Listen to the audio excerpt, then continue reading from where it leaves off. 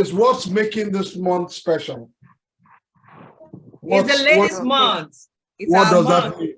What does that mean? What does that doesn't sound like? It sounds like twinkle twinkle little stars. How I wonder what you are.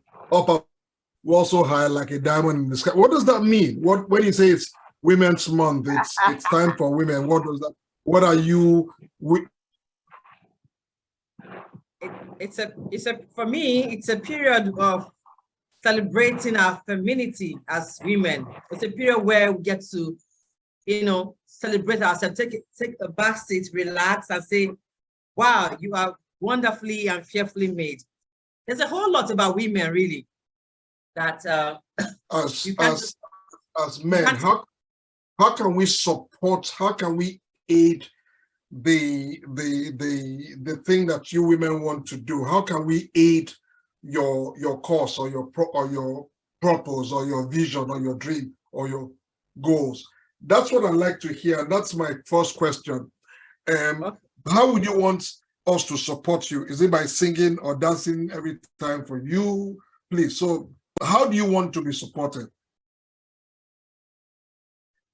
Okay, so let me go first.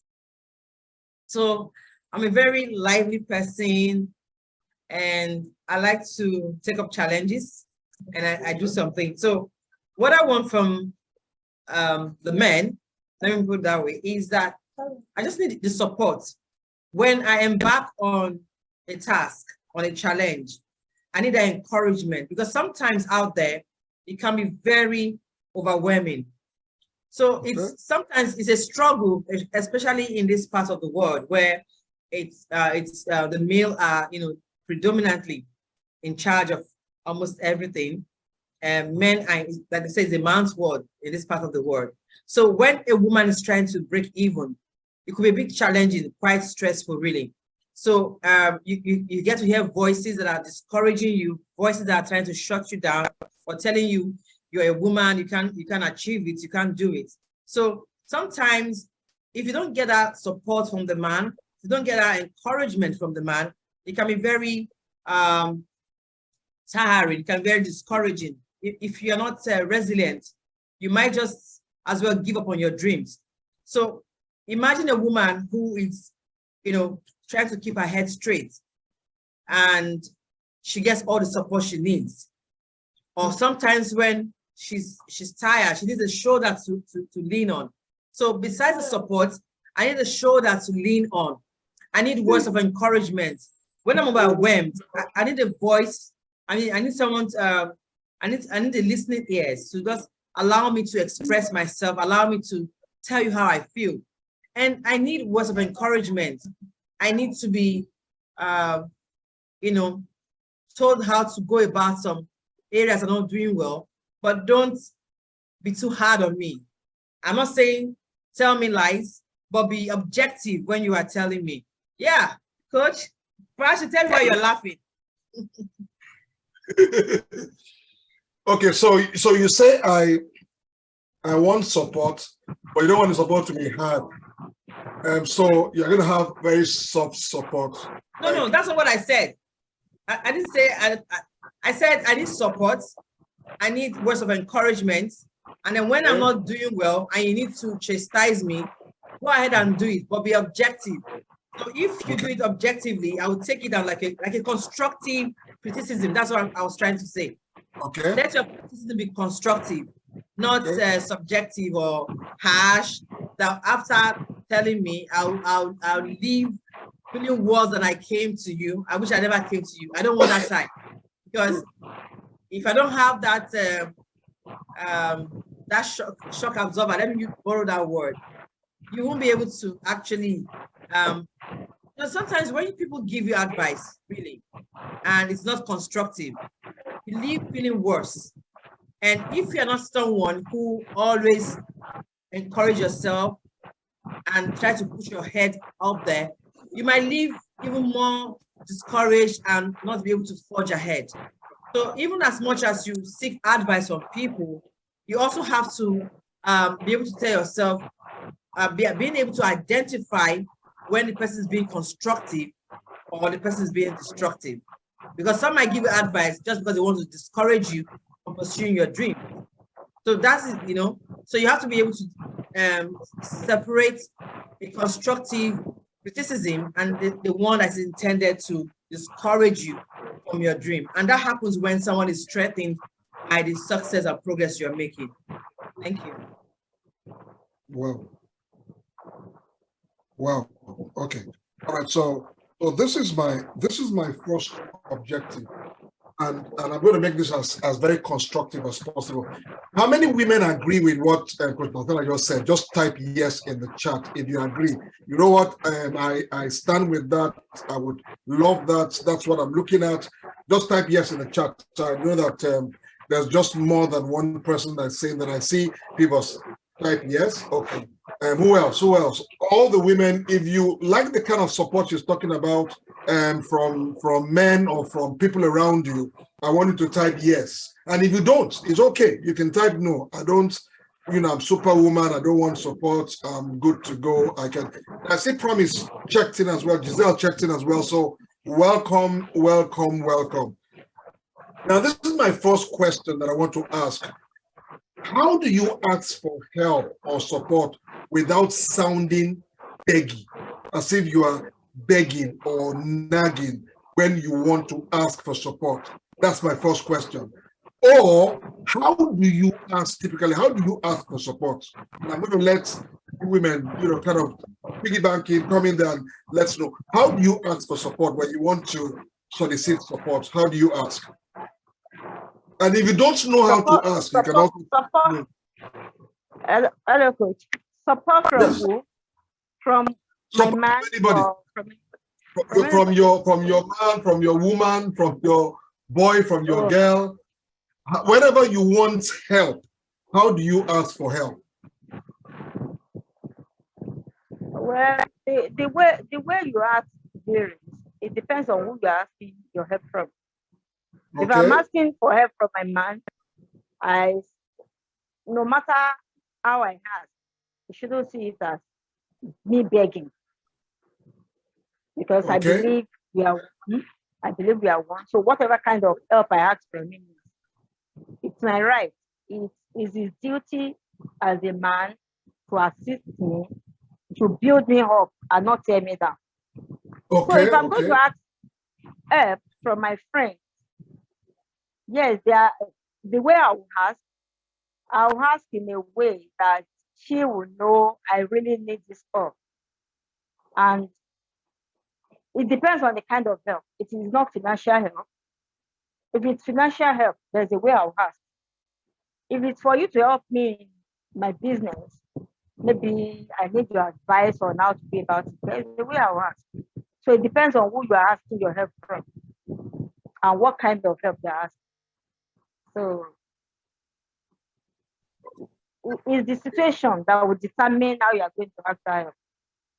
Wonderful. Is anybody else with any other opinion in terms of, so we're talking about as a woman, as a strong woman, as a real woman, as an amazing woman, how do you ask for help? Whether it is help to pick you up, help to do something for you, how do you ask? Kotosi said that depending on who she's talking with, there's a different way to ask. Some of them she would, and they said if it's her man, she's going to expect him to do it because it is his responsibility. And we're going to talk a bit about that. So is anybody else now? If you can talk, you can also always chat. I'm going to keep my eye on the chat as well. Is there anywhere else? Whatever kind of help I'm going to ask, it has to be polite. Yeah. Okay. I have to be polite. Yeah. Okay. All right. So who else? Who else? Have you ever heard about I don't have anyone to help me? Because okay. always have people that you help, but when it came about you never have anybody to help you. And I think maybe sometimes the case will be the only help that you have is only you know that is only God. Because you are always there only helping everybody else except yourself. You don't have help and you don't get help. And sometimes you need help, but you just don't know who to turn to. Okay. You're right. All right. You're right. Even as I am, I find it difficult to ask for help anyway. So okay. All yes, right. Now you have hit the nail on the head, and I'm going to look at this together. Okay. Now let me clear some air, and I'll say this in all honesty. When I want to ask my wife for help, I look at it not as a responsibility, but as favor from her. So whether she does it or doesn't do it, I don't put an expectation on her and say, because you have to do this for me. Once you begin to do that, you are going to put the person in a place that they would not be doing it because they want to do it, but because they are compelled to do it. Okay, that's what I want us to think about, first of all. Now, there's never a time that you don't have help. The challenge that we have as people, especially when we're very independent, whether you're male or female, is irrelevant. What we build up over the years is resistance to any other outside, because maybe someone tried to help you and next thing, the way they went about it was not pleasant. So you kind of learn to pick yourself up regularly. So let me give you a very typical story.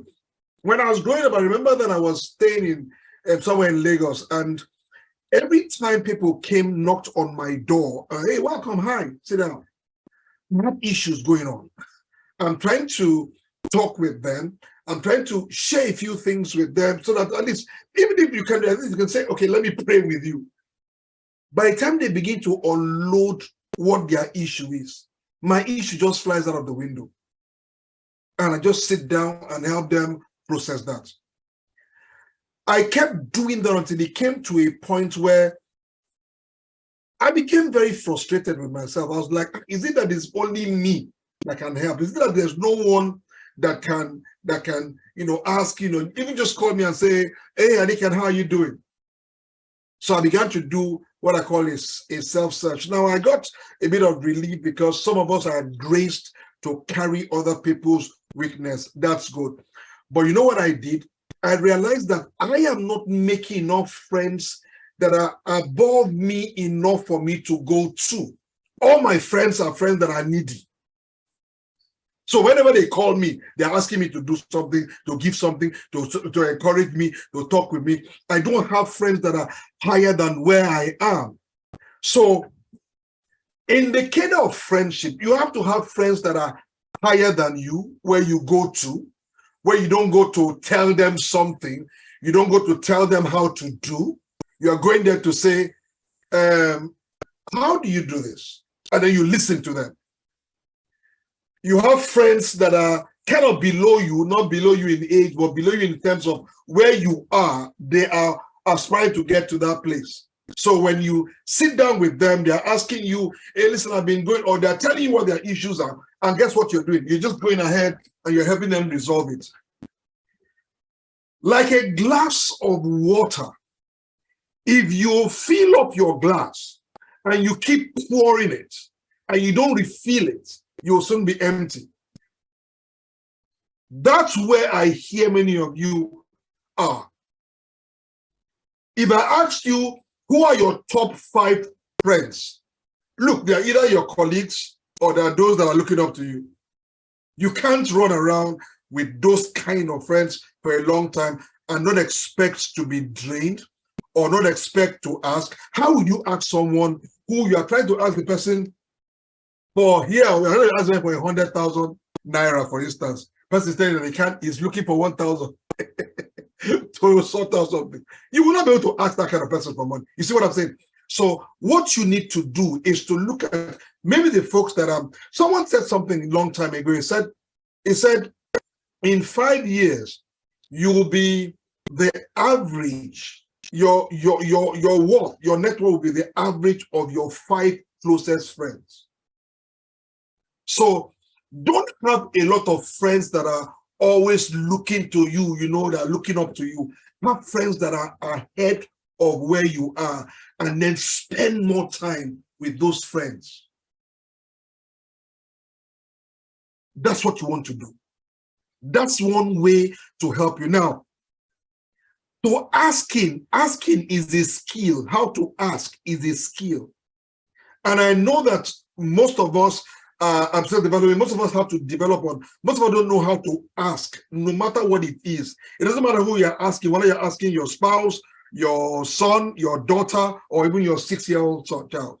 There's a way you can ask. There's a way you can ask that you are more guaranteed a yes than a no.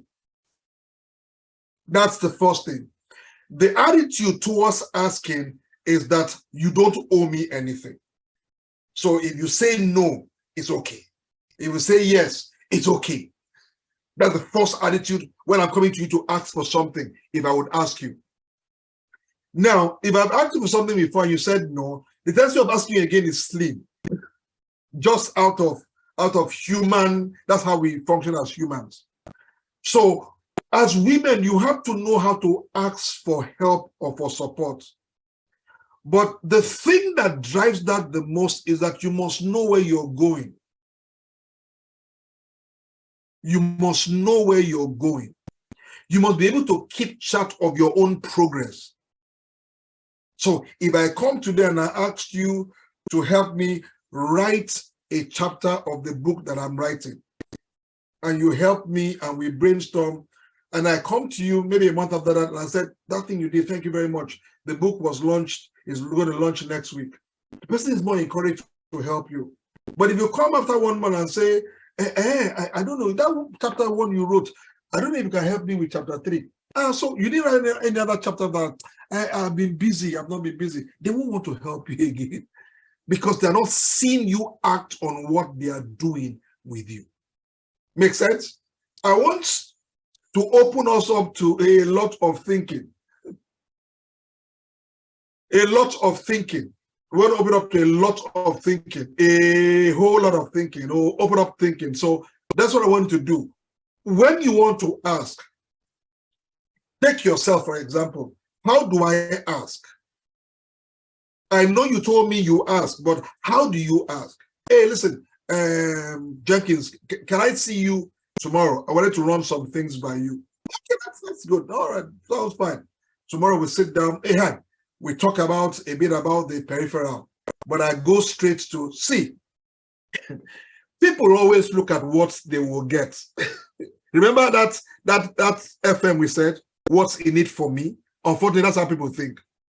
So when I start talking with you, if all that I've said to you really is about me, what I want to do, you would find you helping me as a task. So I always like to find out, how will this benefit you? So I'm always talking to someone like, okay, someone is sponsoring you, for instance. He's a sponsor, right? He's going to ask you, so what's in it for me? Always think about it when you're talking to someone else, negotiating with someone else, what's in it for me? That's what they're thinking. That's what you're thinking if I call you and, hey, Kutusa, I want to talk to you tomorrow. Yeah, I've already asked what is in it for me? By the time I share with you and you see what is in it for you, you would be eager to do it because you're always looking for, let's collaborate on this thing. Let's work together on this thing. We'll both benefit, trust me. And I want to, so my guarantee is that I'll guarantee that the benefit will come to you and to me over this thing. You will get them to do more. I'm sure some of you, when you want to send your children something, you tell them, if you do this, I will give you this. So that's what is in it for them. I don't think because said you will give them this. So sometimes kids will do that same thing too for adults as well. Anybody doesn't see what he will get. That's why if you call someone today, you ask him to help you, he helped you, call you again tomorrow. Next time, he won't pick your call. I'm sure those of you that were at Nuggets 2022, you heard when Dr. Binat said something like that. You want to make sure that they always pick your call. So you want to make sure that always, no matter who you're talking with. I have seen spouses that will leave everything to do something for their spouse. And I've seen spouses that will not leave anything to do anything for their spouse. It's the way you ask. It's the way you ask. It's the way you approach it. So it's universal for everyone. Universal. You may not use big grammar for someone that is younger, but it's still the same approach with the same mindset. We talk about mindset. That's what I want us to look at. So how do you, now you have decided, you have told us how you want to ask for help. You want to be encouraged. I want to also leave you with this. I'm sure you know that people just don't see you and read you and decide, oh, the way she's looking, she needs encouragement. The way she's looking as well, she needs a push. You get? That's why I talked about, I want to kind of elaborate on asking, because most times someone could be around you and not fully know what you're going through. I'm sure you've heard the adage, it's the one person that is wearing the shoe that knows where it's pinching him or her. So sometimes you could lie on the bed with someone, and it's happened to me, and she will not know. Not that she doesn't love you or he doesn't love you, but he's just not, he's not seeing himself as, maybe he's not, when they tell me you didn't, I said, babe, sometimes I'm not a witch, so I don't know. But there's a way you can bring it up. Hey, listen, I'm not like, if she rings her face, you're like, you okay? What's happening? You get, but if someone rings her face, how will you know if it's okay? So when you need encouragement, how do you ask? How do you play that out so that someone like me would see you and say, oh, I think she needs encouragement now? Or what's your encouragement care package? Have you worked out this thing with your partner, your collaborator, to say, okay, when I come and I'm looking drained, let's pull this package out? I'm sure you have heard this adage, I want to show you how to love me. I don't know if you are married, you understand what I mean? You want to show your spouse how to love you. If you don't show this person how to love you, they would not, by osmosis, there's no university or college or program they will go to how to love Jenkins or how to love Coach Tosin or Coach To. No, I don't know if there's such university. So how do you let people know how to love you, how to relate, how to do? How do you set that parameter? And that's what I want to leave as your conversation today, so that I can hear how you run that.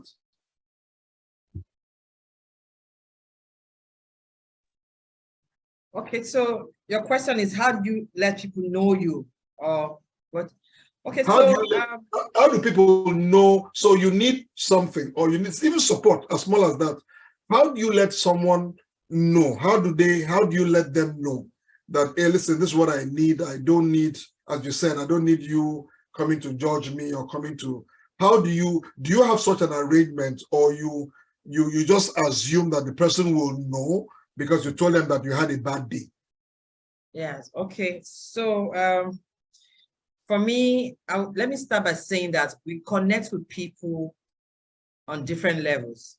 So I relate with you differently and the other person differently. It all depends. So that the kind of relationship you share with someone, just like Coach Tosin said, will determine how you approach the person and how you open up to the person.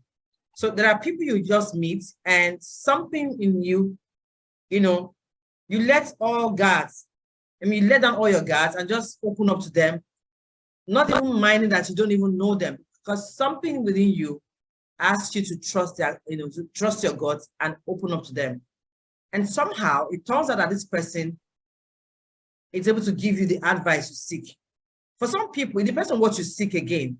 It could just be someone to just listen to you and allow you pour out your heart and not say anything. And you feel okay, like, oh, okay, I've let it all out. That's on the one side. Now, it's simple. People are not inside your head to know how you reason and how you do things. A very few people would see your countenance and will ask you what is wrong. Now, that's talking about someone you're just meeting for the first time. For people who know you, some would know, this is how this person usually is. This is how Natalia is, lively, cheerful. Now, when I encounter Natalia and she's not smiling, she's not her usual self, she's not that, I can't see that, that aura of happiness around her, then something is wrong. So for people who are close to me, one of the ways they read me is when they see my face. If I'm happy, it's written all over me, and I can lift up the entire environment. And when when I'm not happy, you can also tell. But I've tried not to allow it to bring, to affect everybody around me. So one of the simple ways is tell them. It's simple. Ask and it shall be given unto you. If you don't ask for help, you won't get it. And then for those who are around you to know how you feel, sometimes you need to tell them, because they might assume everything is okay with you. If you don't tell them, they won't know, because they have their own problems. They have things they are dealing with, and they are feeling that, okay, if I go to meet Natalia, I'll be adding to her stress.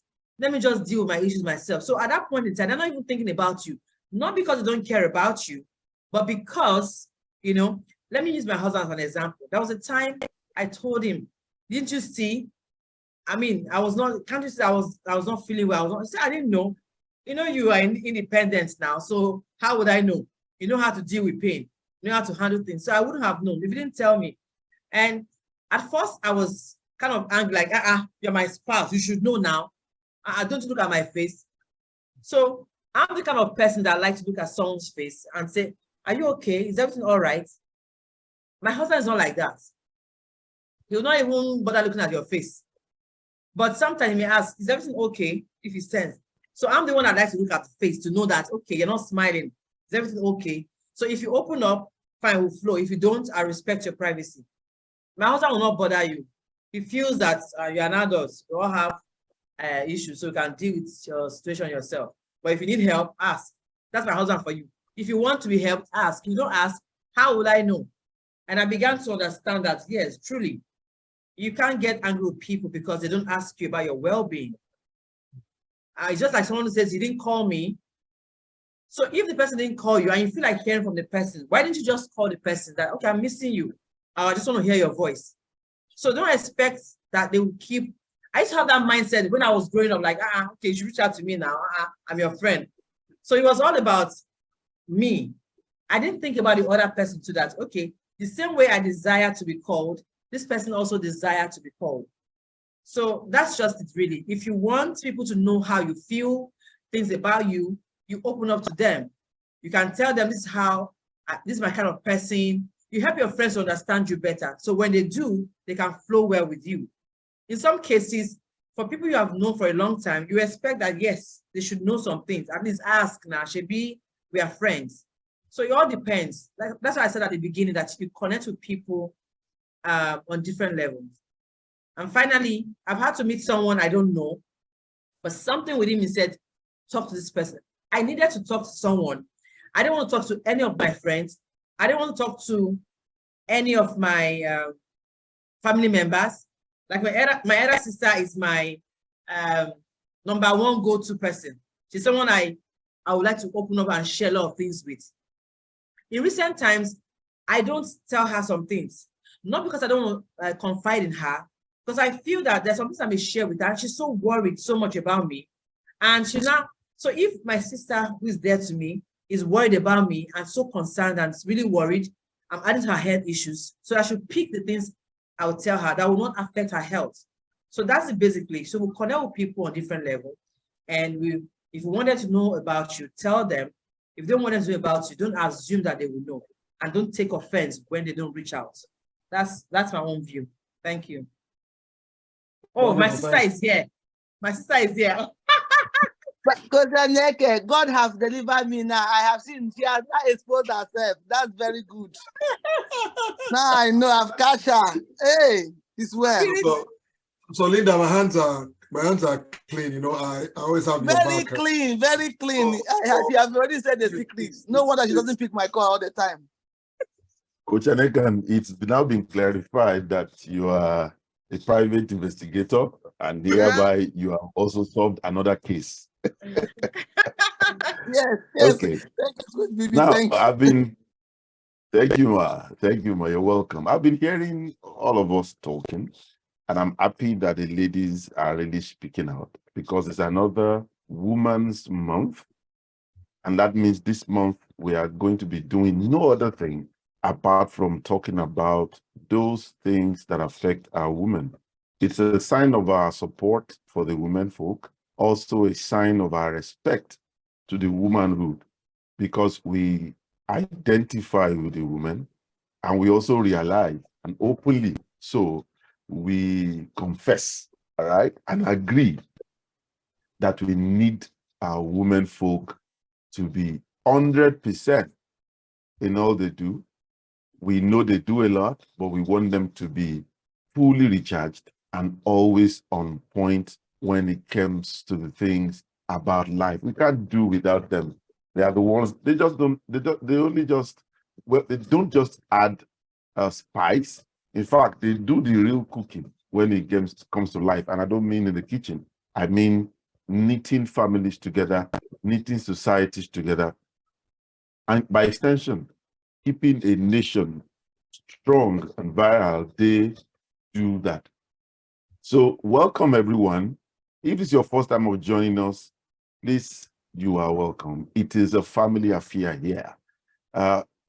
Always check your chat box. You are free to send your messages there if your environment is noisy and you can't put on your mic. But you can put on your mics and your videos.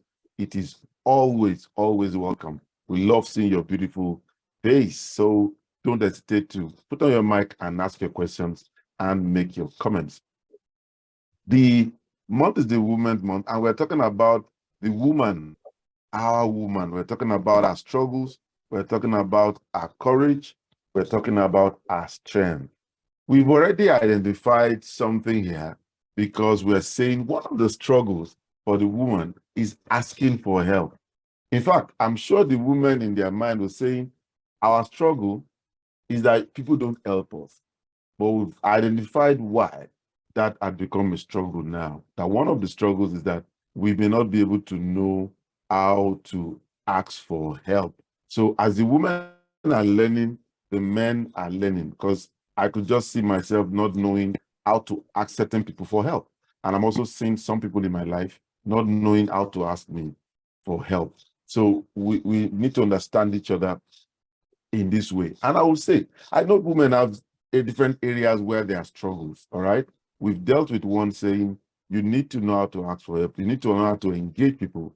You need to show people what your style is, how you are, who you are, and also to let them know what's in need for them.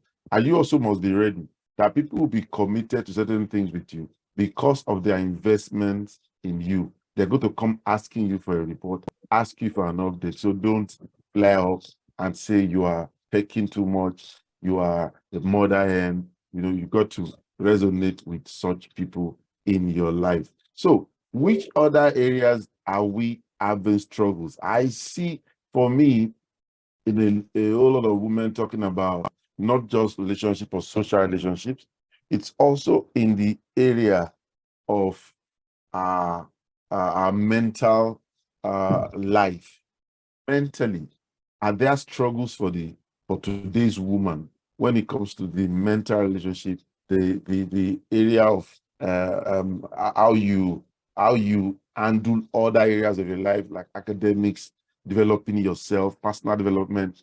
Are there struggles in that area? Are we having the right feedback from the women? So I want you to, shed more light for that for us women. And also in the area of finance, are there struggles for today's woman? I during the week I was pondering on this topic, and I realized that more homes, more than ever before, are having women earning, if not more than their spouses, or more than men, even in an office, not apart from being married to them. But more women are taking up responsibility when it comes to helping in the home financially.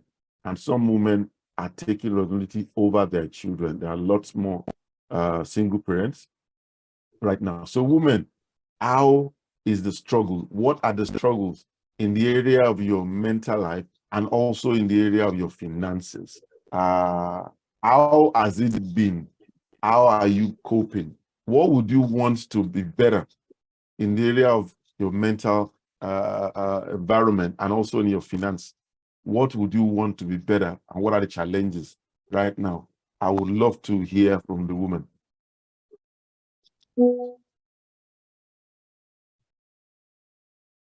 So I'm also seeing, I have someone here who is, okay, not even one person. The ladies that are professionals and are also you know, having interface with women a lot. Someone like Sissy Favor, someone like Coach Natalia. How has it been on your side when you have feedback from women concerning the finance, whether family or personal, and also concerning their mental health? I would like two of you to throw more light on that. Coach Natalia, maybe you go in on that first, especially in the area of the mental health. Are women having more struggle? Are they getting better at that area? And how are they coping? Okay, thank you, Coach Vivi. So, you see, if your mental health is affected, it affects everything about you. So, it's a struggle, really. Again, let me use this part of the world. I live in Nigeria, and precisely in Lagos State. So, you have a lot of factors, you know, competing with your mental well-being. One major one is the traffic, and then the finance. So, and then for those who are married, you have and have children, you have where, you know, the stress is there. You're struggling to balance your health, your mental health, but taking care of your family, to be mentally alert at all times, taking care of your family. And then there's work pressure, there's the financial aspect as well, because again, you have to support your spouse. You can't just be there as a liability. So you're trying your best to say, okay, fine, even though I get some allowances from my spouse, I on my own part have to do something. So you're there trying to balance off. So if you go into business, for instance, you're struggling with that. If you're working a 9-to-5 job, you're trying to make sure that, okay, fine, you calculate how much you spend on your transport, how do you carry on with your savings, and then how do you also make the extra income? Because honestly, it's not easy, especially this time when almost every part of the world is facing recession in one way or the other. So mentally, it's strenuous. When my bank account goes down, it affects my mental health. I'll tell you why. Because money answered all things. It might not buy you the happiness you seek, but it answered all things. When you have money to the point where you are now having money here, I'm talking about financial independence, where you don't have to struggle to, you know, get whatever it is you want, whether it's your want or your need. So you have the money available, whatever you desire, a holiday, some go to the spa, buying some items and all that. The money is readily there. You're not concerned about it, because if the money is not there or as you want it, it gives some kind of stress. You begin to think about it, you're worried about it and all of that. So what I do, I try to prioritize my mental health by one, before I wasn't saving well, I wasn't a saver. I just earn the money and just spend it anyhow. And then when the money is not there for me to get those luxuries I want, it begins to give me stress. Like I begin to think hard, I can't go and meet anybody because if you should be making money now, why are you coming to disturb us and all that? My sister is here. I'm sorry, I'm going to use her as an example. Some years back, I would run to her and say, please, I need some loan or give me this and all that. She said, but come on, hold on. You mean I'll work and then you wait for me to month end, you come and collect from me? You can't work now, but you went to school like me. So, I mean, you are this, you should be able to make your money. I'm not saying I can't help you when you need help, but at least I can't be doing this all the time. You have to learn. So what the money you make, what do you do with it? And that was how she became my financial advisor. I said, you know what? When you earn this money, do this with this, separate this, take your tithe away, then divide your money, pay yourself some salaries as well, apart from the one you receive from your business, pay yourself salary, divide this money, see what you do, and then be disciplined not to touch it. You know, that was how I began to kind of calm down, began to plan my finances. And then every time when we come to Nuggets, talking about setting goals, and one of those goals you set are financial goals. And so you begin to ask yourself, how do you manage money? How do you ensure that the money that comes in? So for me, basically, in prioritizing my mental health, I make sure that, okay, I manage my finances well and try to avoid people who are toxic. There are people who are just toxic, and they are toxic in different ways. If you are always there for people, they get to drain you. So what I've done is to actually cut away from people who drain me emotionally, because once I'm drained emotionally, it affects my mental health. I begin to, worry a lot. And especially from people who make you feel guilty when you don't help them. Maybe you've been helping them in the past and they call you and say, okay, I need your help. And you tell them, well, I'm unable to help you now. They make you feel so horrible that you are so evil, you are so bad. And in the past, I was so worried about it. And until I heard Coach Aniekan say the same thing my sister has always said. He said, I am not obliged to help you. If you like, cry out blood. If I'm not led, I will not help you. If I'm led, I'll help you. So yes, I may go out of my way to help people, but when you come to me and I don't have at that point in time, or I'm not led to help you, then I can't be of help. If you like, cry blood. If you like, see me as a wicked person, that's your business. That you don't do things just for the fun of it. And I began to apply it. It wasn't easy at the beginning. So, and then about call too, I select the calls I pick. There are some calls you would pick like this. In fact, your whole day is just messed up. So I select the call, and if my gut tells me don't pick this call, I don't. I can return the call later, but I won't pick it at that point in time. So I try to make sure that my mental health is balanced by doing some of these things and practicing self-care. So I would throw it to SuccessFULL to take over. Thank you. All right. Thank you so much. Thank you so much. So it's the mental, the finance seem to work hand in hand. You know, I know one other area where women will be having issues will not just be on money alone, but for most people, money becomes the start of it all. I know there's also things, relationship, where it's also bringing pressure on the mental health Yes. of women, you know, or Yes, even sorry, you have the a point society there. we are in. Yes, relationship. You and your spouse, and relationship with your siblings, relationship with your friends. It's actually one major, it's one major problem, really. That was what I mentioned along the line, that I realized that what I did was to reevaluate my social circle. And I realized that most of the people that come to me are people who come because they want to gain one thing or the other. Sometimes not necessarily because they want finance. They'll come to ask you questions, you give them answer on that thing. They keep asking you again over the same thing, and they drain you, and then they keep pushing. So when I realized a lot was happening, and then when you reach out to them for help, not necessarily financially, you're asking them for help. Oh, can you accompany me to this place? Or can you do me this favor? They'll tell you, oh, actually, they start making excuses. So I took the back seat and said to myself, what's the point? Here I am trying to make sure that things are working out well in my relationship with this person, and they see me as a fool. So I sat down one day and said, okay, what is the role of this person in your life? What are they bringing to the table? Because the truth is that if you are the only one, spending your time, your energy and all that, you get drained. If you're always there, I left some groups last year in WhatsApp groups because I realized that I was the only one who was forthcoming. Others were like, they took a back seat, and it was beginning to be overwhelming for me. And we are supposed to be all friends. They all left everything for me just because I was, always in the forefront, just to make sure that everything was working well. And I realized I was actually the mumu in the group, so to say. I began to, when I left, they said, please stay back, they did every blackmail, it didn't work.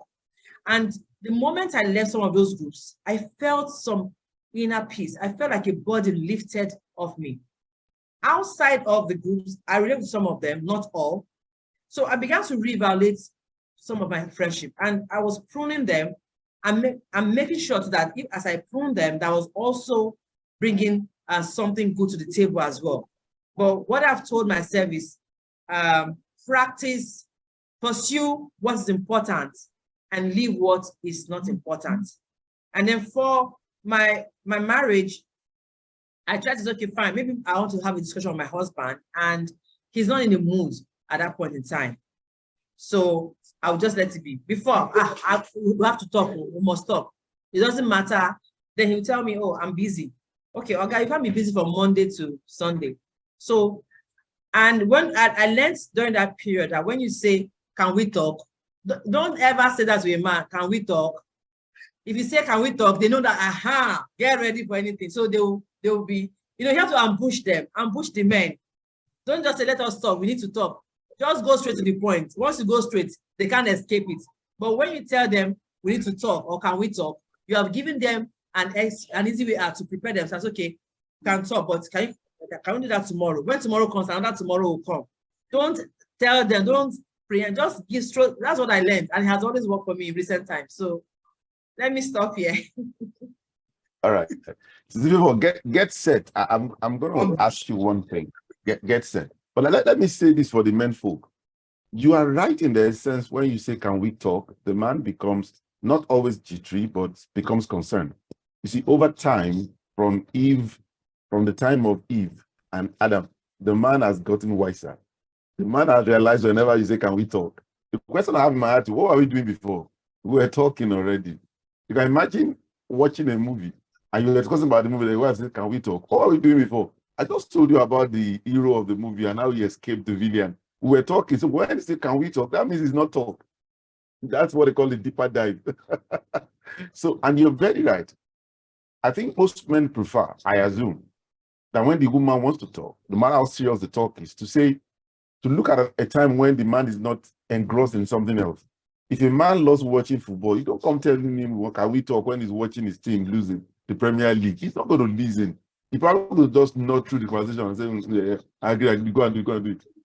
So you want to look at when is your man's best time. Even if your man, and I'm not referring to just husbands, even those who are fiancés and those who are just friends.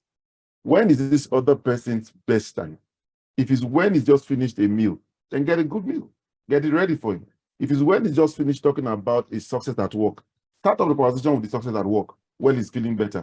If it's when he's just finished talking about the kids or about your own success at work, maybe that's what gingers him. Start with what gingers him and then start talking. Don't ask if you can talk.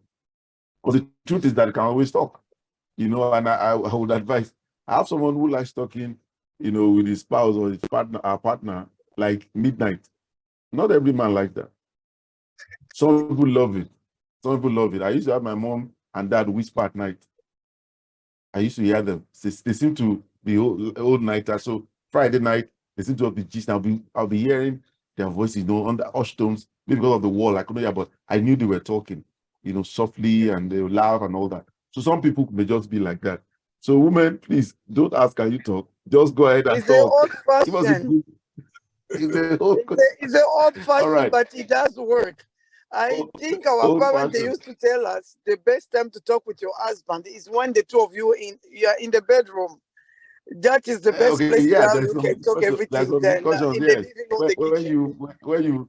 You've laid the bed well, and then you can ask, can we talk? Of course, the man wants to talk at that, no matter what you want that time. You are being heard. All right, Linda, go ahead. Linda, go ahead. Your hands are up. Let me know you are on the call. Please show me a raise of hand. I want to ask you a question while Sister Linda answers this. Go ahead, ma. Okay, good evening, everyone. It's good to come back again. Yes, in the first, let me start from the last discussion where you were just saying the best time to talk to a man. There is no best time, to be honest with you. When it comes to men, there is no best time. Like I've always tell my sister that I have never seen where a woman said to a man, can we talk? And he ever walks. But when a man says, can we talk? Then there is something that's going to come out of it, because men are in the position to call a woman, we need to talk. Once the woman called the man, we need to talk, you're not going to come out of anything at all, because men, they'll go on defense. They will not give you that audience to speak. So straight, you just go if it's talking during meal time, fighting time, speak what you want to say. The man will hear it. Anytime is the best time to talk to a man. There's no particular best time to actually talk to a man. So that is by the way. Again, for a woman, again, mentally, you know, first of all, I always said, one of the things to come out of mental, you know, to look at your mental health, very, very important, especially when you are a married person or you are working, whether you're not married and you have pressure at work. There's so many things that, you know, bothering you at work that you need to put in place, or you're married, you have children, you have husband.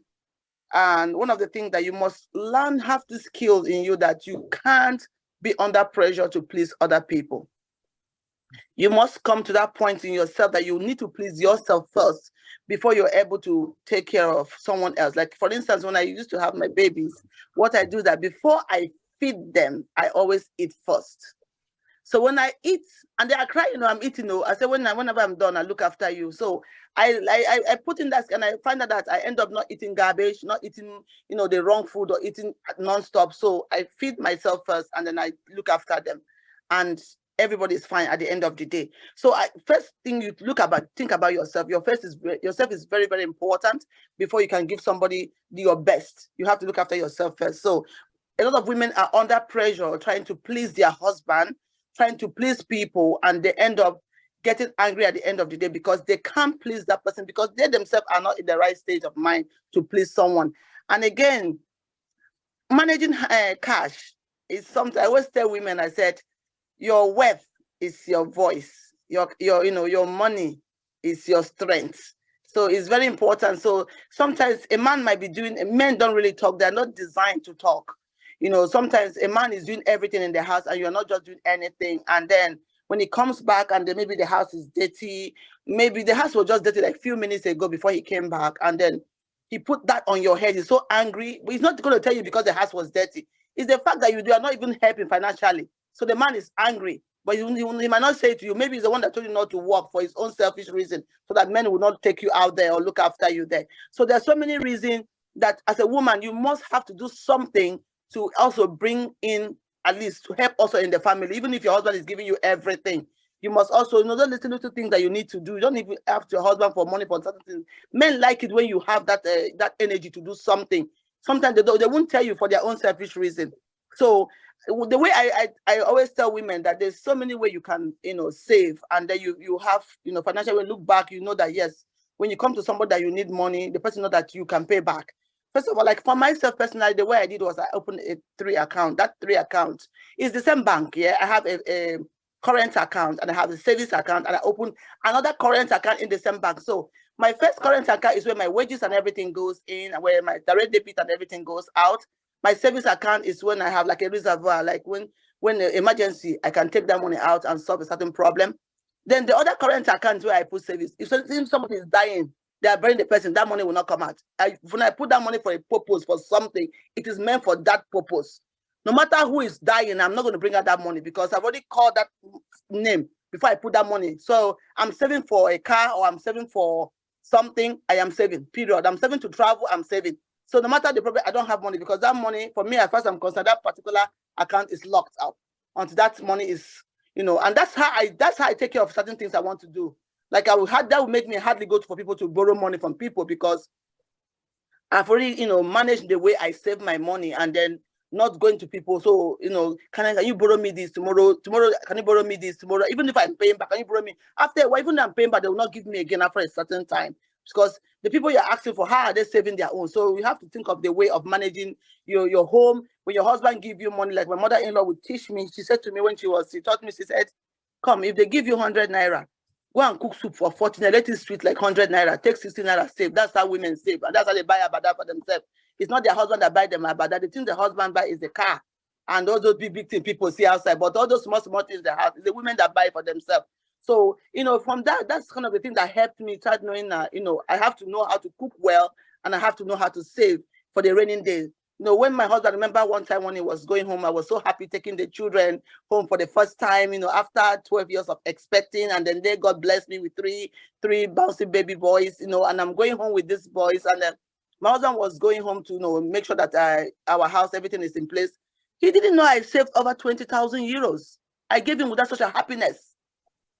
When I said I'll buy your ticket, I bought the ticket of everything. I gave it was about 5,000. Everything was about 25,000 euros. But you see, I was saving from the little one. I wasn't really working. I was saving for the little things I was doing and little business I was doing. And then he'll be cussing me that, look at you, only one cloth you wear. Yeah, I know, but he didn't know I was trying to cover his shame. So what I'm trying to say is that we must, as women, we are there to lift the house up. We're there to lift our husband. So we have to learn how to manage cash. Whether what our husband is giving us, whether we are making money, we must always remember the raining day, because the raining day we might not be out there to go and make money. So mentally, you have to learn not to be under pressure to please others. Your first come first before you can please others. So that's what I think I just want to contribute.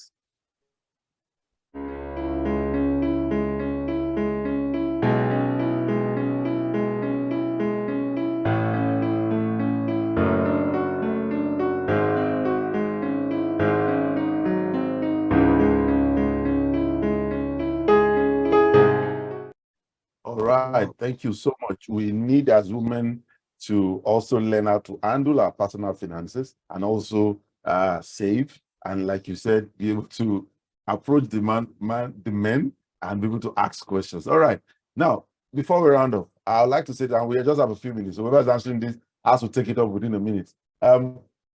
I believe this conversation will go on next week. All right, so I'm just going to drop this for you to think about. When it comes to asking, because that's what we're looking at today, how do you ask for help? When it comes to asking for help, what are the challenges that we are facing asking for help? I know one thing that people tell me why they don't like to ask for help. Number one thing I hear people say is that people sometimes gossip when you tell them your problem. All right? That people sometimes gossip when you tell them your problem. So anybody here who has, and people, if you're on the call, please, if you're on your, or it's possible for you to put on your mic. I know you have a lot of women around you, a lot of also widows and all that. What has it been like being able to get a woman to overcome that challenge of the fear of having people gossip? I also know another thing that people are afraid of is also judgment. When people hear you and they say, hey, it's your fault and this, and they just judge you right there and then without give you an hair out at all. So who could, if some people is there, if not, somebody else, have you experienced that and how have you overcome that? And you just have 1 minute to share that with us. But I promise you by God's will, we'll be able to continue on that from that angle next week as well. So if you have more to say, don't worry. Next week, Sunday, we'll be able to deal from that angle and take it up to other things. But quickly, how has it been handling that challenge of saying the problem to someone and getting them to gossip or judge or become judgmental? How have you personally or people that you've helped been able to overcome that when asking for help? Any other person? Because yeah, go on. Yeah, sorry. You know, to be honest with you, I always say to women when they come to me, I say you must wear a thick skin, because whatever you reveal to somebody is no longer a secret. So you don't have to stop the person from talking. The person is going to definitely talk. So you have to keep your shame aside. And then if you need help, because if you don't need help, there's no need for telling somebody you need help. Cry out, let them talk. Get what you want to get and use what you want to use. And then the only way to save your dignity is to pay back when you're supposed to pay. So don't let them come after you, asking you, you haven't paid, you understand? So that's why you're afraid of gossip, because you can't pay back. Most times people ask, yes, they get and they return back. So there's no need for gossip. Just if you need help, wear a thick skin, because people are going to talk regardless of, and they're going to gossip. So because it's a review secret, it's no longer a secret. A secret is what you keep between you, inside you, nobody knows. But when you speak it out, it's no longer a secret, it's a review thing. So you must wear a thick skin, and you have to, keep your integrity, your dignity by paying back when you borrowed, because most time people don't want to borrow back, and then the whole world hear that you borrow and you're not paying back. So people hear what they didn't hear before. So that's what I think. The way it is skin. Yeah. All right. But you wear it thick skin and you are ready to have integrity. Go on, Coach Aniekan. There's also something that I heard as well. Some people don't like to hear no. So they say, I won't ask because I don't like people telling me no. so that's also a concern why women don't ask for help, because they don't like to hear no. Exactly. I thought it was only me. That is me, Coach Aniekan. That is me. I don't like to hear no, so I won't ask. And if I ask to say no, I'll be very upset. That is me. Yeah. I used to think it was only men that don't like to hear no from women. I didn't know that it's everywhere. So it's a human thing. But let me kind of share a thought when it comes to, you know that when you need help. Now we're talking about help financially. That's not the only area women need help. You have a vision, you have a goal, you want someone to help you with it. Help is in any cadre, so don't restrict help. Don't say I only ask for help when I need money. Ask for help in other things. You want to do something, you want to plan something, you don't know how to do it, ask for help. You even want to do something, you know someone else does it very well. See if you can approach them. And as I said, the way you ask them, it matters. Now I know that there's no time to ask any man anything. Ask. Because anytime you say, let us talk, they'll be defensive. But don't be afraid of no. Don't be. Don't be. I'm sure that is not the first thing you did that you succeeded in. So don't be afraid to say no. It could be a no because it allows you to go back to yourself and look for a better way to do it. I've had people tell me no about something, and it spurred me to do it differently. Someone told me no, they couldn't correct my grammar, and guess what happened? It spurred me to write books. So sometimes no is good because it helps you to explore other options. If you didn't get a no, just gone on with it and gotten that help, but you would have considered a bigger thing that would have happened. I think Giselle signed up. You could go ahead and unmute yourself and let's hear what you have to share. And that will be the last one we'll take today because of our time. Go ahead, Giselle. I don't know if something is wrong with me because I don't ask for help for many reasons.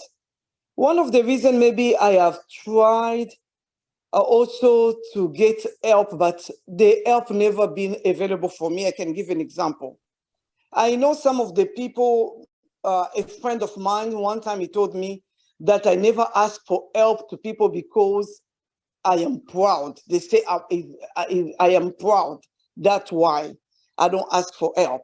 Because I know sometimes I can have something bothering me, and I'll try maybe even to talk to my siblings, even the people that are close to me. I don't know for any reason, all of them, nobody will be available. You call the numbers. And along the years, I came to learn maybe God was doing these things so I can be dependable on him, so I can depend on him, then depend on people. And that things has built me that the way, even though I have something, even in my house, when I'm sick, I have adults in my house, my young adult children. They will never know. I will never tell them. I will be in my room. I can come downstairs. At least maybe I have just to say it by passing, maybe like, if they're, oh, Mama, you're cooking to them, I'm not feeling well. That is how I'll communicate with them. But other than that, I'll keep it to myself. And if I have a problem, even sometimes I hear Coach Natalia, she was talking about sometimes if she's not happy, her face look like she's not happy. Me is not the case. Me, even at work, they always wonder, do you have problems? Because I carry the same face. Having problem, no problem, you will never tell, you will never know. Even though I'm going in hell, you will never. So I don't know if it's I can't explain it because it's just so strange that maybe I have done so much by myself with God without any help of anyone that I felt like I don't need people, even though when I need them. And even recently, I was trying to share some stuff with my brothers. I call my sister not available, my brother not available, because I don't really share my issues with people, not because I'm ashamed. I would love them to talk about me because I love them to talk about me. At least I am a subject for people to talk about. That doesn't bother me. But the thing is, I can't just talk to anyone. I can't just ask for help to anyone because sometimes I feel like, I don't know, maybe I can be helped because I'm always there for everybody else except me. Giselle, so first of all, there's nothing wrong with you. There's nothing wrong with you. You have built independence over a long period of time. But I'm hearing you say that you try to call your brother, try to call your sister, they're not available. Is that the only place you go for help? Because remember what I was talking about? You have to have people that are ahead of you, not necessarily in age, but who have done a bit more than what you have done. That's who you want to reach out to. That's number one.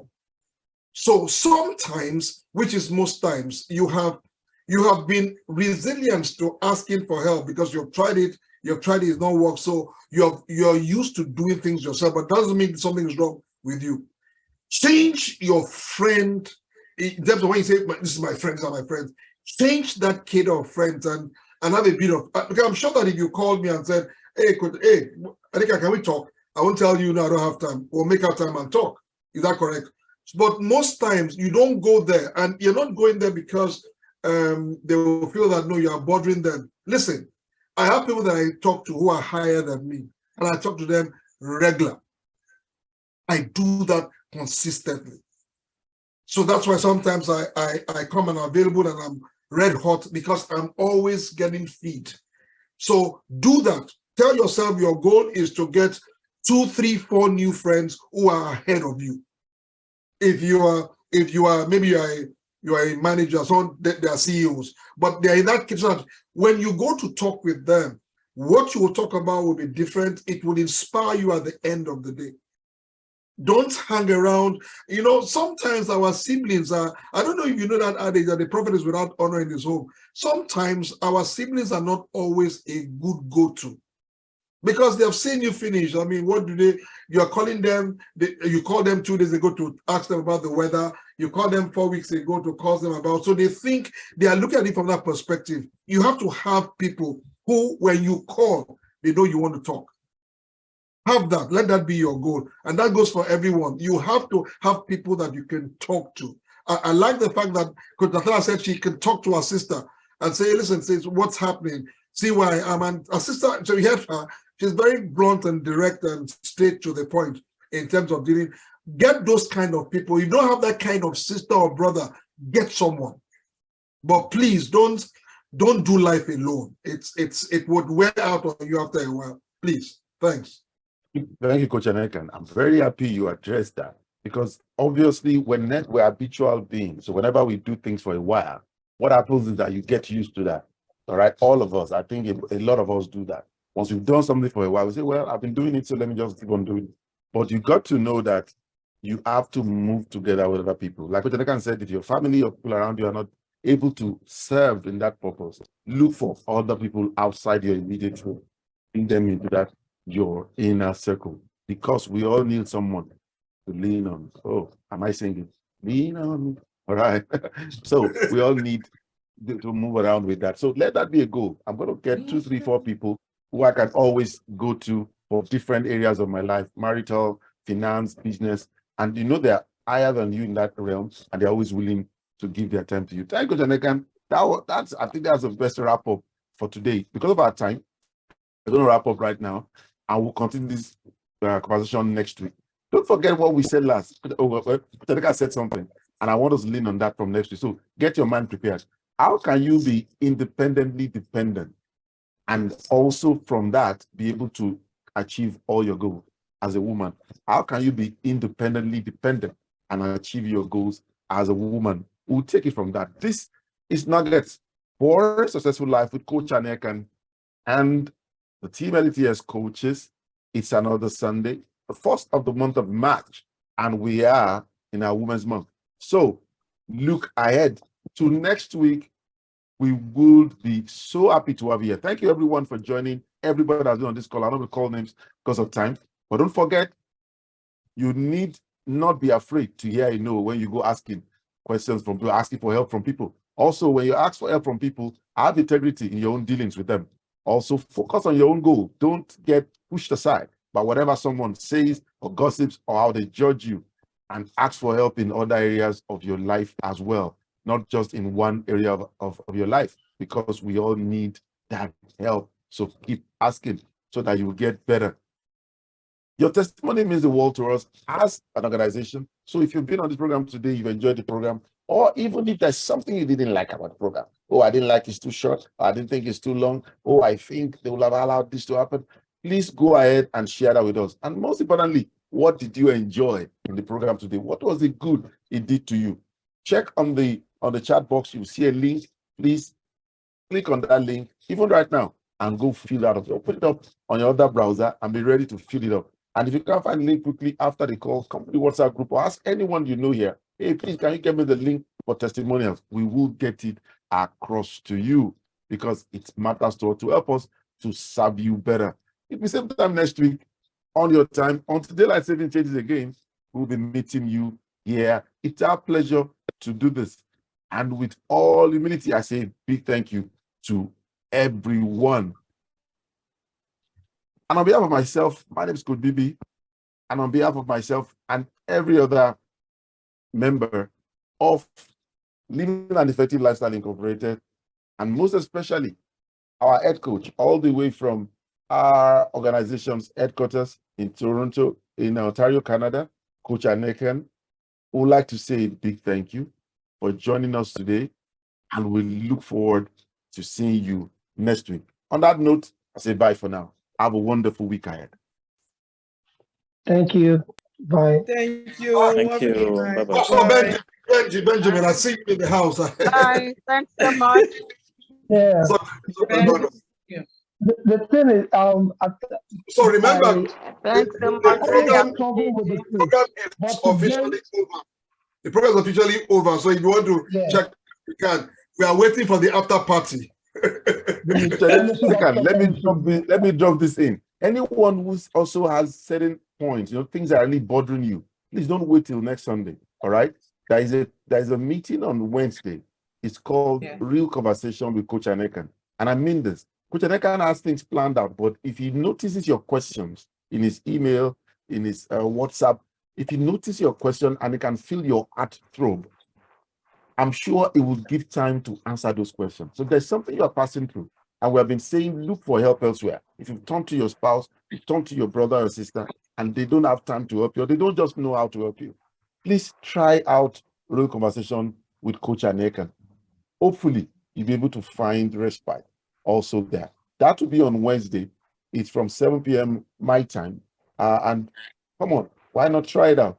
Just drop your number here if you need the invite, if you are not on the WhatsApp group, or if you know any other person here, reach out to them. They will get you into that meeting. It's free, and you are assured of your privacy as well, because you can send your questions ahead, and it doesn't have to read out your name or anything. So please just drop in that at that point. And Pastor Benji, I saw the video. I heard the bombshells. They were lovely ones. Coach Aniekan didn't tell us you were on that video, but thank God we didn't miss it. And when I saw, I said, wow, this is my Pastor Benji, doing it down really nice. Talking about Nigeria. It was a wonderful one. Wonderful one. Well done, sir. Thank you, sir. Coach Natalia, you have been missed. You have been missed. I've missed I you hope all. you are fine. Yes, I'm fine. It was work related, and it was so overwhelming. You mentioned to me you had an assignment that was quite demanding. You're back now. Great. I'm back. Welcome back, Coach Natalia. Welcome. How are you doing? The favor seems to be somehow I'm fine. in Good between. evening, everyone. Good evening. The favor seems to be somewhere between the universes. Hey. I'm blushing. Pastor Benji. Yeah, Pastor Benji, please blush well. Hallelujah. Wow. Your grace never fails, oh God.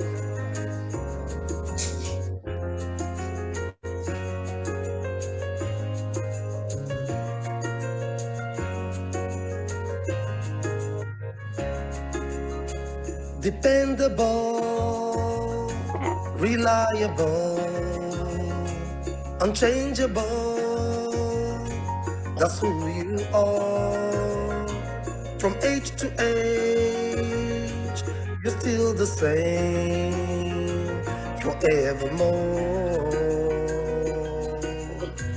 Everybody sing. Reliable, unchangeable. That's who you are. From age to age. So I'll share the link so you can go get your copy. Great. Thank you, Coach Aniekan. Coach, Pastor Benji, I think you wanted to do something and I kind of jumped in. I wanted to get that. I've been wanting to play that since we got on this program. So please go ahead. You have the mic. I'm going to share that. I just wanted to say thank you. If there's anything that I've gained and any value that has been added to me from being a part of this family is the fact that, I don't just dream. I wake up and I work on it. And, I've been able to get more done. And that is because I have a team that ensures that, I learn to set deadlines, I learn to follow through, I learn to get every fact that I need to get, and I'm able to maximize my potential, because it's not just enough to See, discover one's potential. You have to learn to also develop that potential. It's not just enough to develop it. You need to understand the potential. It's not just enough to understand the potential. You must maximize it and deploy it. And I thank you, because I look at, um, sometimes I'll just have, like, before now, probably if God had given me 10 songs, I'll just say, okay, if I can just push one, because all I'll just do, I can spend the whole year plan giving, like we all do. We all have reasonable reason and excuses. We call it reasons, but in actual words, they're excuses why we have not settled down to really, move from conception to delivery. But ever since I've been a part of this team, I've just been able to get more work done. I think last year alone, I was able to produce about 8 tracks, you know, from what I used to believe that I can't do more than 1 track a year. And already this year, I'm already, this just came out this year. This was written this year and was produced this year. And just when I thought that was over, I just got 3 songs, which, we just went to work already. And by God's grace, before the end of the month, I'm having 3 extra tracks to make 4 tracks already. And this is just first quarter. So thank you so much, Let's Team, for being a part of, helping me be better and helping me, maximize that which, is just lying there as just a potential. But now, it's now a product that people can see and relate with. And I also want to encourage Let's Team, Worship Ordained Assembly, which is the church I now pastor here in the United States. We're fully gone operational, and things are really unfolding. So I really covet everyone's prayers, as we um, the journey in this team. In fact, I am doing this from the church office and the auditorium. Okay. Oh, So, To be very candid, Pastor Benji, when I saw the So couple it's not meeting, Nigeria. I was, I yes, thought I it was was tempted, but I asked, I said, it seems this man is in Nigeria, because that Nigeria. cotton I asked, is a very Niger-like cotton. So when I asked even that, his dressing, even his dressing today shows he's not in the cold anyway. Unlike the other day, he's going to be no, in no, his no. jacket. I'm So, sure the auditorium is warm. so we know he's enjoying the Yeah. Nigerian heat now. I'm also looking forward to when we would also grow enough, probably before the end of the year, by God's grace. That's our target. Well, we can also bring the Let's Team to come also train our people, here. And, at least we just begin to have that interface whereby we don't only have to go to Nigeria for a program, but we can also bring our team of coaches from Nigeria this way also to still come and do the work. So we're all in this together. So thank you very much, Lex. Thank you, coach. We trust that God's going to give you more grace. You've been given grace already. Amen. That's why Amen. you are where you are today. I always look at your story like that of a child of destiny, like a Joseph who just needed to just know when to say yes and when to say no, and everything's going to work out. So I have a strong belief that by God's grace, you are on the path of destiny and God is there with you. So things are going to work out, sir. By God's grace. Amen. And talking about achieving more, Coach Aniekan has done what he said he would do. Last week, he released 2 books. Success takes longer than you think. Brace yourself. And also released 5 nuggets for helping you relax when worried. He had held back on some of his books because of the team spirit. And it's obvious it's time to start, loading and reloading the tunnel in the tank and, just buzzing them out, shell after shell. so that people's lives can receive that explosion, which is not destructive, but is in a way able to help you express to the fullest every individual's life and destiny. Just 2 out, I'm sure many more are coming, and that's talking about being productive, you know, in the LTS team. And for everyone who wonders, when would that my time, Steve able to, I launched that book, you know, just a few weeks back. And it's all about that. And don't worry, don't worry, like Coach Aniekan said, take one of the things you need to do or you're almost done with and see that to the end first. Coach Ibe, I'm launching my own next month on the 8th. Next month, okay. Coach Aniekan is doing that next month. So it's all Congratulations. about, and as I said, don't think, oh, I've not done Thank that. you all. Possibly just give an example of doing one thing a year, just one song a year. And it wasn't like life or death, but guess what? He has figured out what to do now. So your time will come also. Just don't sit down and be waiting for the time. Go out there and grab the opportunity. Talk to people that are getting some things done more than ask them what to do. Let them encourage you. And let us encourage each other and pull on as well. I'm seeing my lovely sister Grace Aribilola on the call. It's been a while, Grace. Happy birthday to you. You just celebrated your birthday last week, and also the people celebrated our birthday earlier. And I'm seeing people saying, oh, LT is showing so much love. This morning I woke up and I see some comments and I'm like, should I draw my birthday closer? Maybe I can just get this much love. We're just sharing love, sharing it up and down, like this love you're sharing. Share some, yeah. So it's wonderful being the LTS team. So welcome, man. It's been a while. Let me ask, there's a Vera that has been on the call. I know I think she's been rather quiet. Hey, Vera, hi. You want to say hello? Okay, I think, so Vera, you can't talk, you can always chat, okay? It's open to both. But as I mentioned earlier on, the program had finished, ended like 10, 15 minutes ago. This is after party where we kind of get and like look at it. Minutes ago. That's right. So I'm seeing a carryover till next week, and I kind of shared on the group as well. How to be independently dependent. So it simply means how to be a whole person. That means you are complete, and then you are completing someone else. Alone, without being alone. Because sometimes I think we kind of miss that. And people said, when you're thinking about marriage, you're 50, you're 50. You're going to be always needy. That other 50 that you don't have, you'll be clawing it from the other person. It doesn't be clawing from you. So you have to come full. So when you are independent, that means on your own, you can get what you need to get done, but you're also dependent on others to help as well. Some people reverse that. They are not dependent and they want to be dependent on someone else. That's where they will push you around a lot. So you need to understand the difference. It sounds like a play of words, but no, you have to be a dependent woman first. Then when you depend on someone else, you can do that graciously.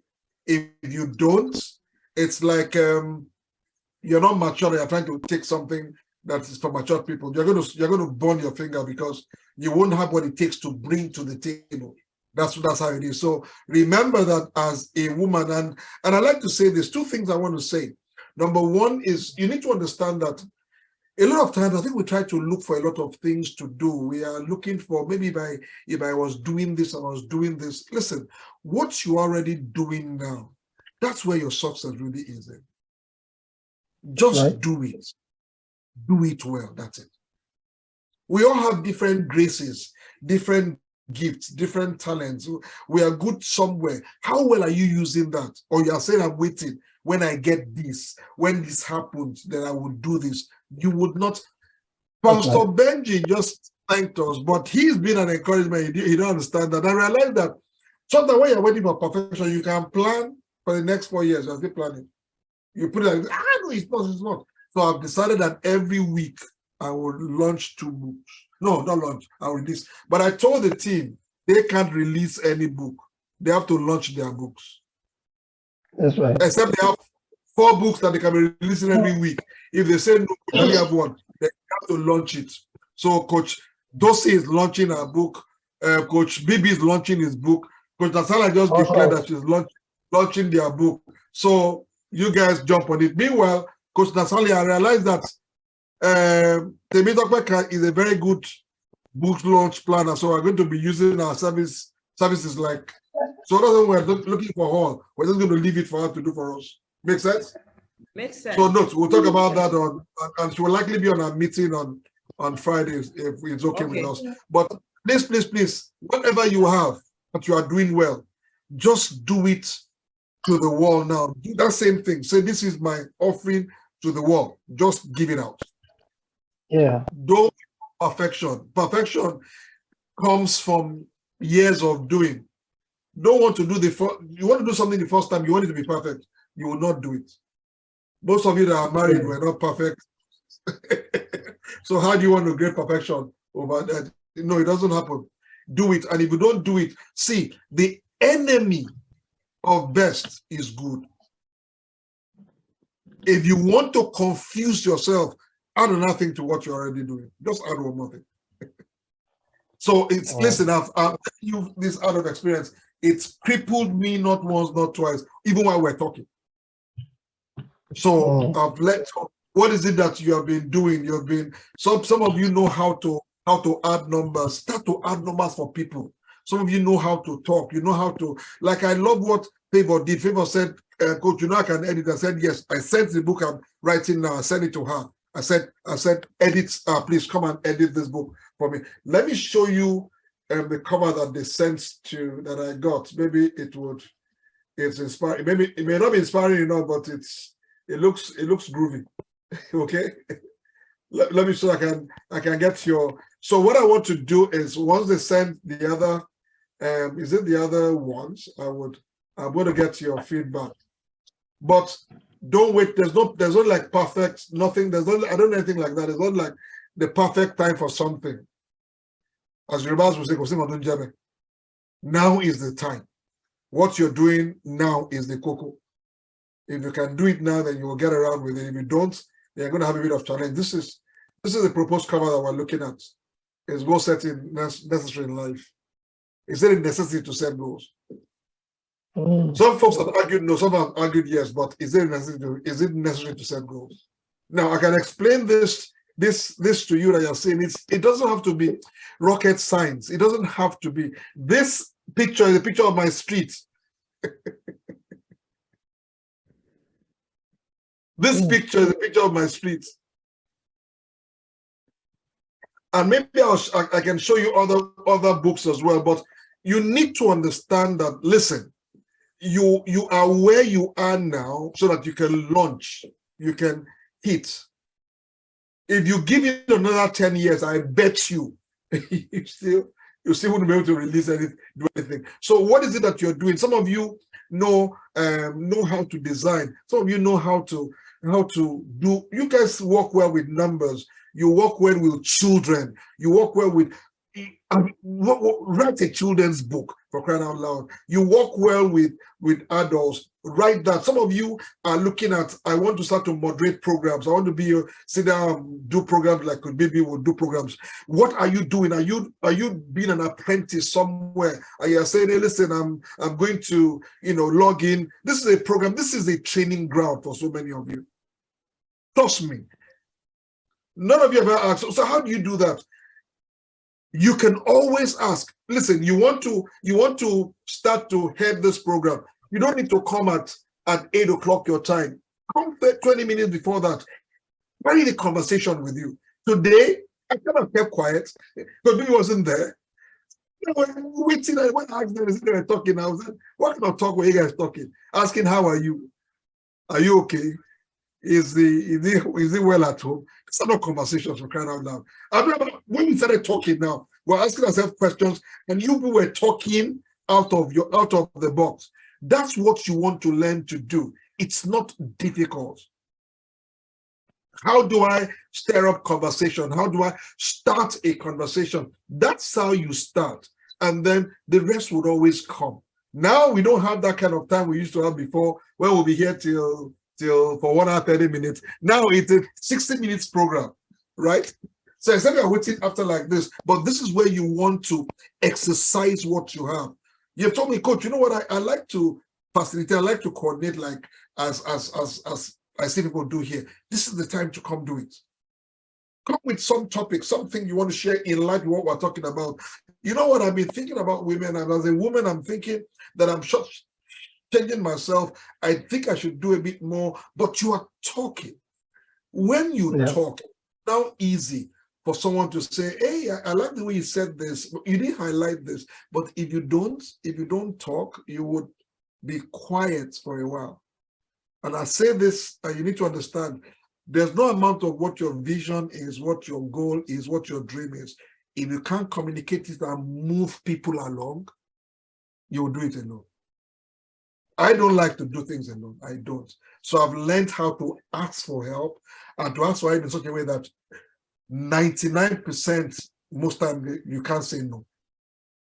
Not because I don't want to hear no, but because of the way that I would ask. I would start by asking you, you know, if this happened, how are you looking at this? And if I know it's not right for you, then I don't ask. Because I'm not expecting you to do it. I'm expecting God to do it. And therefore, if you are not positioned to do it, he will get somebody else. But if I think it is you that will do it, if you don't do it, it will never be done. My life will not go. And I do that, I would approach it from a very self-centered position, and it doesn't help anybody. Make sense? So always know how to ask. You want to ask for help. I heard Pastor Benji said that he's looking for when we'll go to the States. So as soon as I come back from Nigeria, I'm going there to teach. I'm going there, whether he's ready or not, I'm going there straight off to teach. I know in August I need to be in Atlanta for a program, but I'm going off. So I have July. So I guess my birthday might just June, July might just be in your place, and then I'll come. I'll talk with you after the program, get an idea of what you want, what you would like your folks to learn, and I'll get that ready, and I'll come over and we'll do that. And then we'll beam it, and everybody else who can. But all of you, it's America in June, July, don't forget. Now, I said that, maybe I'll close with this. We're talking about Nuggets Day Niger 2023. And we're asking for a time and a date. So just understand that events have started to come in. Events have started to come in. So we're having a program in New York in either June or July, preferably maybe June. I know that May is the swearing in of the president-elect in Nigeria. So you guys are going to be having Ashoebi and all that stuff. Rejoice with us. Hopefully I would have been out of Nigeria by then. So, but that's what's happening. So it's happening there. I think I'm also looking at a program in Jamaica as well. So let's try and get some. Let's understand that it's already March. It's already March. Today is the 5th, right? So if you don't have things on the calendar, and that's why I was insisting that if you don't choose a date, we will soon be saying Merry Christmas. We'll be wondering where has the day is gone. So I said April we are launching. We're having a lot of book. We'll have more than one book launch in April. I think that we'll be able to do that. I'm going to stretch my time and see how I can do April in Nigeria, so on this we can launch all the launchable books. We would have a physical and a hybrid for the book that Coach Nathaniel and myself wrote is on depression. But this Wednesday, we're going to start to talk about the effect of depression and how depression has become the second silent killer that many people don't know. Talking about mental breakdown, it leads to depression. Mental breakdown is the younger brother of depression. Because once you start to get mentally broken, you're going to go into a state of depression. And it's interesting that even though you know, I've had cases where I had to snap myself out. What's wrong with you? Wake up, boy, wake up. Because if you don't, it's just there. We've made it part of our day to day. Now we don't even know when it happened. Isabel, will you say good afternoon? Who to who? I'm looking You're looking for what? for something and wash it on my computer. Hi, Okay. Isabel. Did you hear him say here? Say good afternoon, auntie and uncle. Come say good afternoon, auntie and uncle. Hi, Hi, Isabel. hello Isabel, how are you? What to say? Say good afternoon Good afternoon. and good Good evening. afternoon. There's no hi. Oh, my hi. Oh, yeah. Let's go. Yeah, go. I'll give you cookies when you come back. Bye-bye. Bye. I love you. Okay, bye. Later. So, See you later. okay, you see them later. Okay. Your dream. Yeah, and then I want to quickly chip in something, sir. Go ahead. Go ahead. When God also gives you something, you also maximize every opportunity and every market that you can enter through the product. God can give you a product, but how you also package that. Okay, let me use the word package, but maybe that's not the real word I should use. But how you also put it also determine the broad, spectrum that your book also can cover, because it's almost like there are people that you write your book, it's in hard copy, people can buy, order it, and then you get to send it to them. But also, uh, you can also reach a bigger audience, right? If you do something like an ebook. So an ebook is still the same thing. Like if you sell on Amazon, they just all they ask you for is your e-copy. But if somebody wants the hard copy with the agreement that they make, especially Amazon Kindle, they have a machine, they just roll it in, bring out the book, and then they send the hard copy to the person. Also, there are people who, yeah, they have ebooks, they had copies, but they also don't really like have the time to really like sit down and be flipping through pages, either either the hard pages or the the computer pages, right? Now, for those people also, I want to encourage, I want to encourage you and encourage every other author to also have what I call the audio book.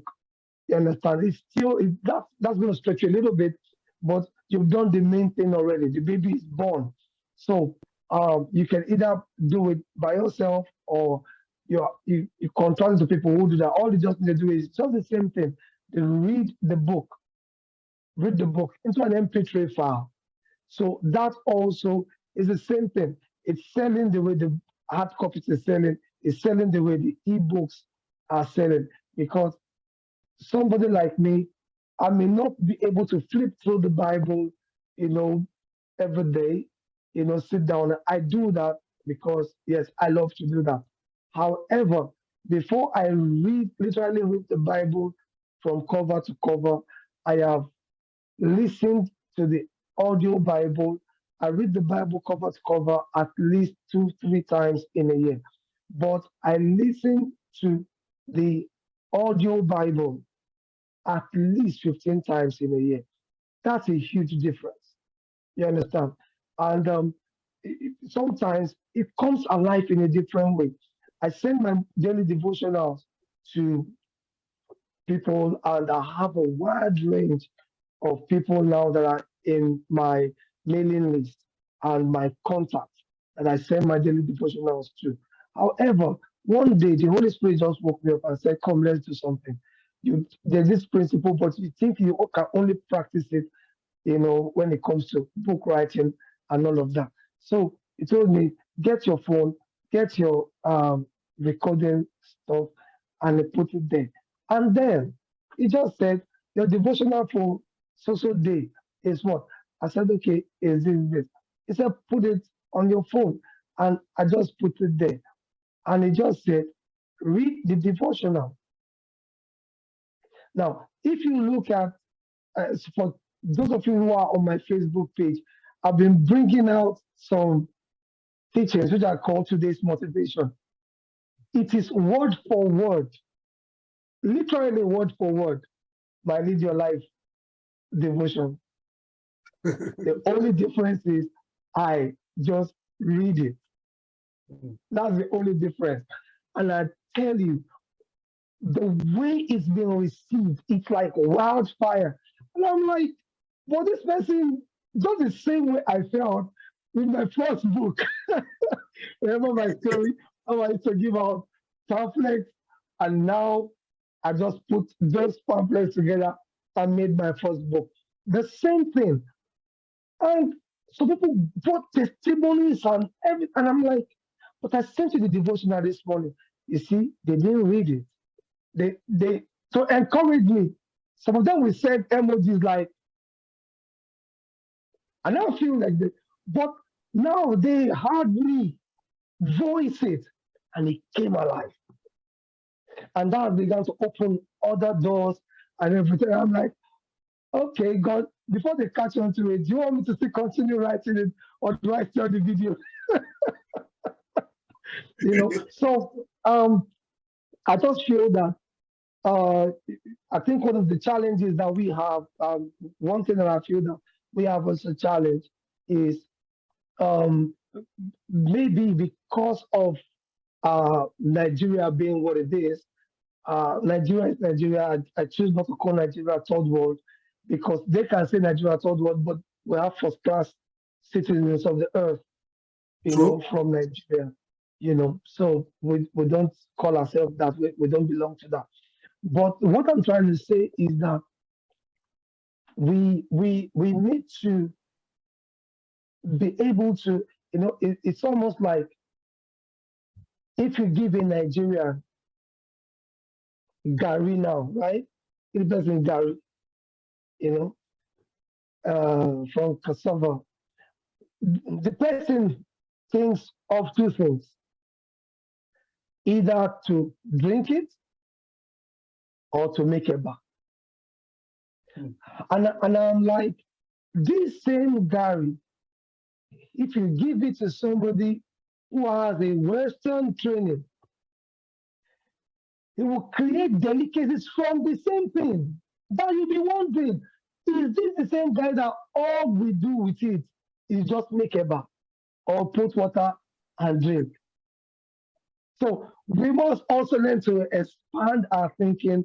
When you have a product, you must explore every manifestation of that product to reach every category of people that product can reach in the way they can receive it. So I just figured I should just also say that.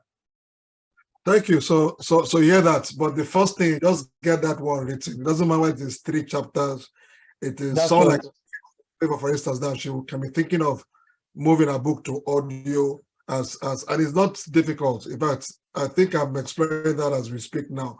It's not a difficult thing to convert it to audio, but the first thing is to get just that one book out first. Get that one idea out first.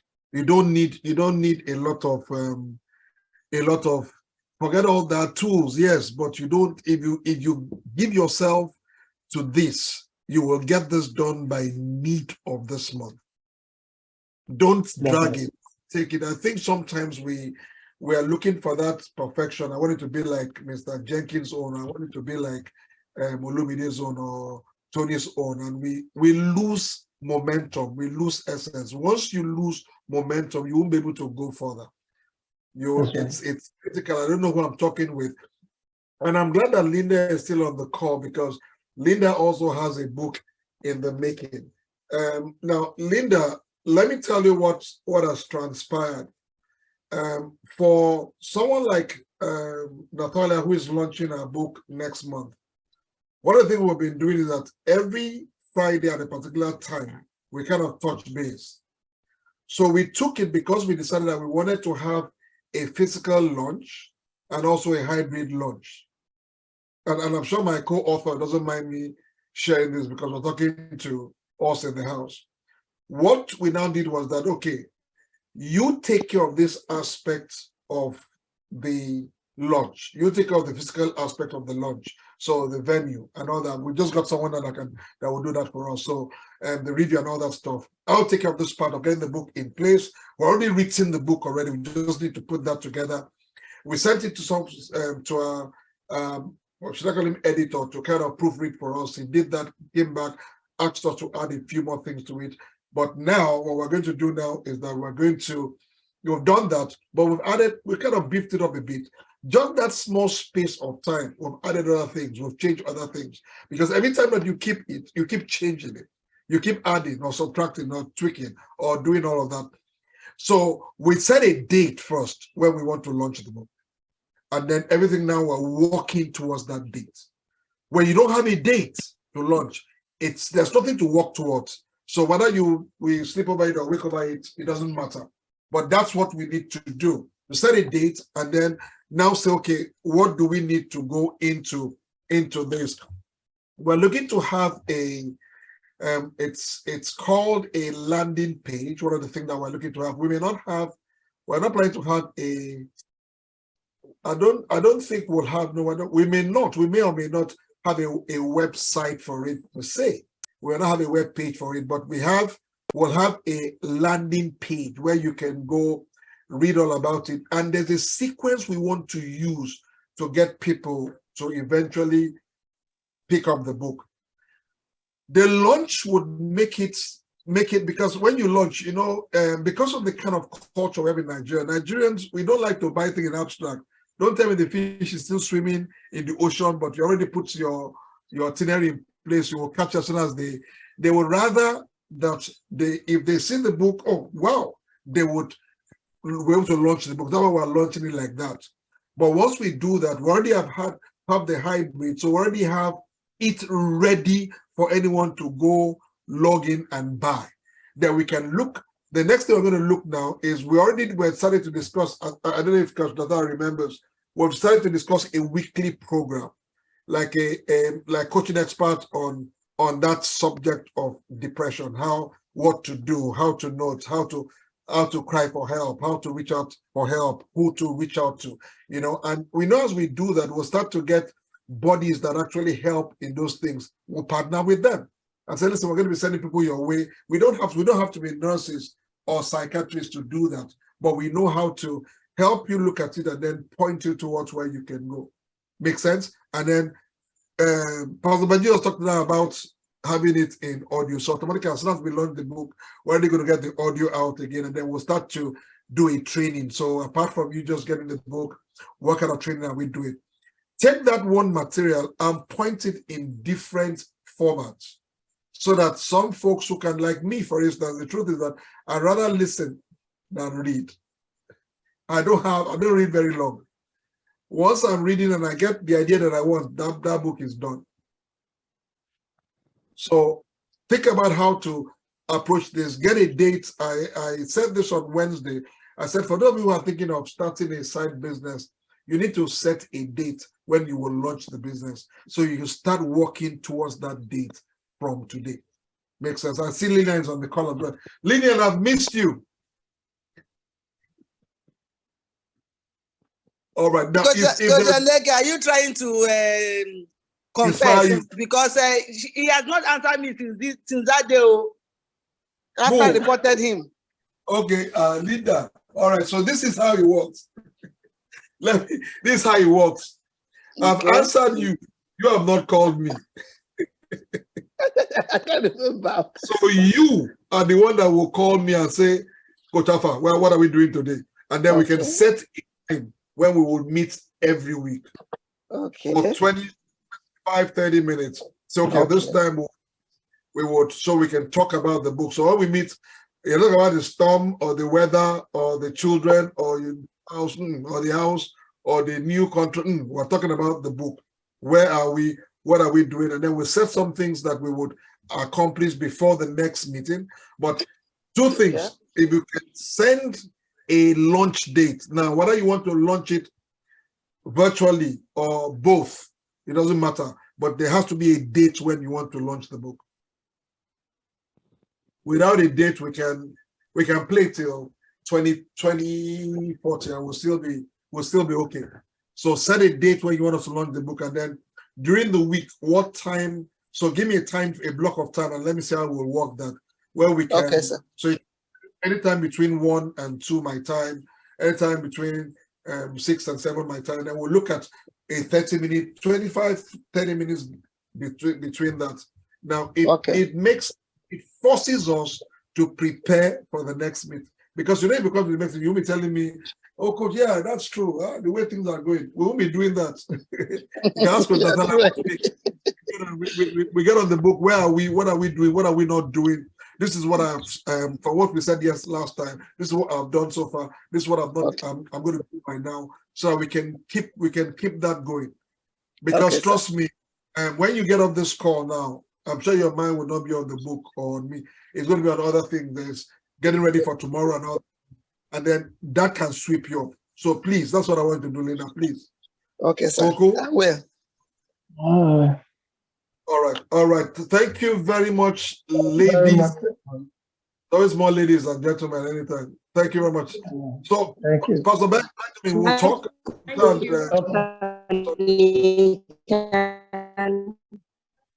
Hey, Lillian, nice to hear your voice. Yeah. That was Can anybody hear? No, she's breaking. Same here.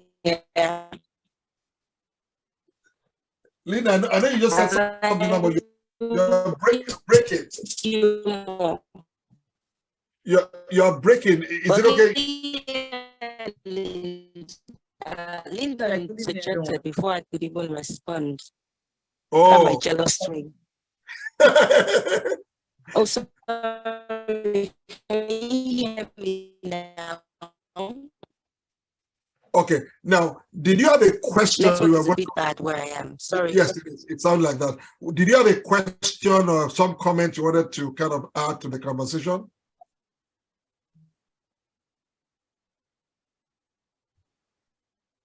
Did you? They said our network is bad. Huh?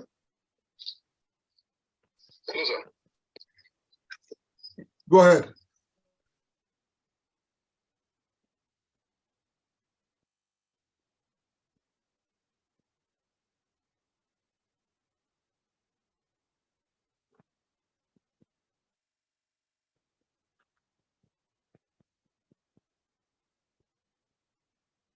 You're on mute, coach.